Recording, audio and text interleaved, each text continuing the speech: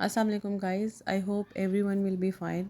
So finally I have decided to start my e-commerce business. ठीक है, जिसके लिए मैं दराज प्लेटफॉर्म यूज़ करूँगी। सबसे इजी प्लेटफॉर्म है जो कि हम इनिशियल स्टेज पे स्टार्ट कर सकते हैं। तो आज की इस वीडियो में मैं आपको कंप्लीट गाइड करूँगी कि किस तरीके से मैंने दराज सेलर अकाउंट पे अपना अकाउंट क्रिएट किया है। तो फर्दर मैं इस तरह की वीडियोस क्रिएट करूँगी जिसमें मैं आपको प्रोडक्ट के बारे में कंप्लीट इन्फॉर्मेशन दूँगी।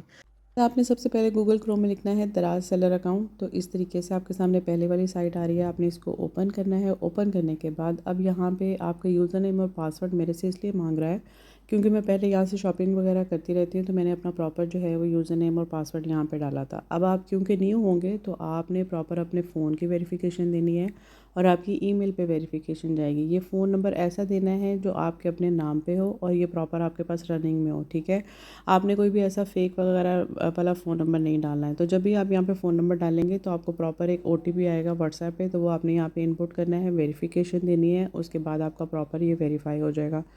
बाज़ केसेस में होता है कि आपको जो है वो फ़ोन पे वेरिफिकेशन कोड का प्रॉब्लम आ रहा होता है, तो उसका ये सोल्यूशन होता है कि आपने अपने मोबाइल से ही इस एप्लीकेशन को ओपन करें जिसमें आपने सिम इंसर्ट की हुई है।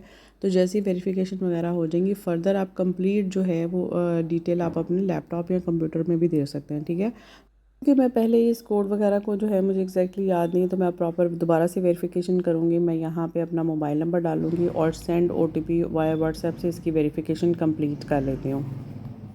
यहाँ पे मैंने प्रॉपर यूज़र नेम और पासवर्ड दे के मैं एप्लीकेशन के अंदर आ गई, तो मुझे उन्होंने नेक्स्ट स्टेप में कहा कि आप अपना पिकअप एड्रेस यहाँ पे एंटर करें। ठीक है, अब एड्रेस के टाइम पे बहुत सारे अकाउंट रिजेक्ट हो जाते हैं। आपने यहाँ पे कंप्लीट, उन्होंने सैम्पल के तौर पे बताया भी होता है कि आपने house number, street number complete देना है। ठीक है, अगर आपके पास लेट्स सपोज कोई विलेज है, जैसे कि मेरा भी यहाँ पे प्रॉब्लम थी हाउस नंबर की, तो मैंने कोई भी फ़र्ज़ी जो है वो एक राउंड अबाउट जो मतलब फ़र्ज़ी जो है वो आपने यहाँ पे एक वो दे देना है। जैसे मैंने फ़र्ज़ी यहाँ पे हाउस नंबर दिया। हाउस नंबर देने के बाद आपने प्रॉपर जो है वो अपना एरिया का नाम, आप जिस जगह पे रह रहे हैं उसका प्रॉपर जो मेन रोड है वो आपने यहाँ पे मेंशन करना है। उसके बाद जिस जो डिस्ट्रिक्ट है वो आपने यहाँ पे मेंशन करना है, मतलब आपने एग्जैक्ट एड्रेस आपने यहाँ पे कंप्लीट मेंशन कर देना है। ठीक है, तो जैसे ही मैंने यहाँ पे लिख के किया तो उसके बाद मैंने नेक्स्ट के ऑप्शन पे क्लिक कर देना है।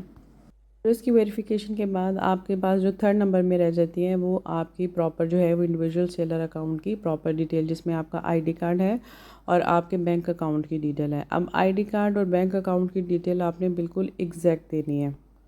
ये डॉक्यूमेंट जो भी आपके डॉक्यूमेंट के ऊपर लिखी है इन्फॉर्मेशन, उसी हिसाब से आपने स्पेल्स भी वही लिखने हैं एक्यूरेट, और उसी हिसाब से आपने प्रॉपर यहाँ पे कंप्लीट इन्फॉर्मेशन देनी है।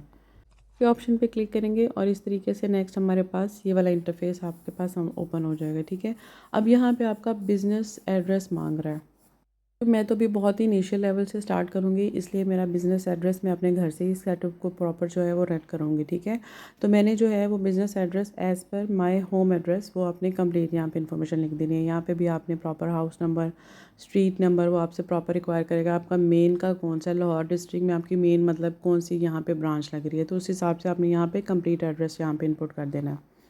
तो मैं यहाँ पे अपना कंप्लीट एड्रेस एज़ पर जैसे मैंने होम एड्रेस दिया था वही सेम यहाँ पे मैं डाल रही हूँ। ठीक है, उसके बाद हमारे पास क्या आ जाता है, हमारे पास आ जाता है वेरिफिकेशन। ठीक है, आईडी वेरिफिकेशन में आपने बहुत ही केयरफुली डॉक्यूमेंट अपलोड करने हैं। तो मैंने तो यहाँ पे इस तरीके से किया कि मैंने प्रॉपर जो है वो डॉक्यूमेंट स्कैन कर लिए।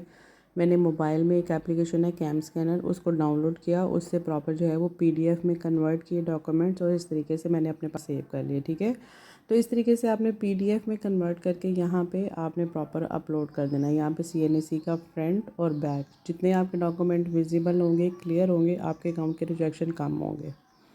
इस हिसाब से मैंने फ्रंट वाला और बैक वाला जो डॉक्यूमेंट स्कैन किया हुआ था वो मैंने यहाँ पे अपलोड कर दिया। अब हमारे पास रह जाता है आपका सीएनएसी वाला नेम, यहाँ पे आपने एग्जैक्ट देना है। सीएनएसी पे जो भी नेम है वो आपने कंप्लीट एज़ पर सीएनएसी स्पेल्स वगैरह बिल्कुल एक्यूरेट होना चाहिए। ठीक है, यहाँ पे नाम लिखने के बाद नेक्स्ट आपका आइडेंटिफिकेशन नंबर है, तो ये आपने विदाउट डैशेस यहाँ पे इनपुट कर देना है। ठीक है, कोई भी प्रॉब्लम होती है तो नीचे उसको हाईलाइट कर देता है। उसके बाद यहाँ पे आ जाता है लास्ट पे, यहाँ पे जो लास्ट पे रह जाता है वो है अपलोड बैंक अकाउंट डिटेल। तो अगर आपके पास चेकबुक वगैरह है वो आपने प्रॉपर स्कैन करके यहाँ पे देनी है, अगर आप अकाउंट के थ्रू इसको कनेक्ट करना चाहते हैं। ठीक है, चेकबुक को आपने स्कैन करके स्कैन डॉक्यूमेंट से वो यहाँ पे अपलोड कर देने हैं एज़ जैसे आपने सीएनएसी किया है। अगर आपके पास बैंक अकाउंट नहीं है तो आप इसको जैज़ कैश के साथ भी लिंक कर सकते हैं। तो यहाँ पे आपने सबसे पहले एज़ पर योर अकाउंट यहाँ पे डिटेल देनी है। आप अपना अकाउंट का नेम देना है, जो आपका अकाउंट में है वही आपने यहाँ पे नाम देना है, ठीक है। नाम के बाद आपने अकाउंट नंबर पे 16 डिजिट का देना है। अगर आपको नहीं आइडिया तो आप अपने बैंक में भी कॉल करके उनसे कंफर्म कर सकते हैं। IBN नंबर जो है वो आपकी चेकबुक पे कंप्लीट लिखा होता है।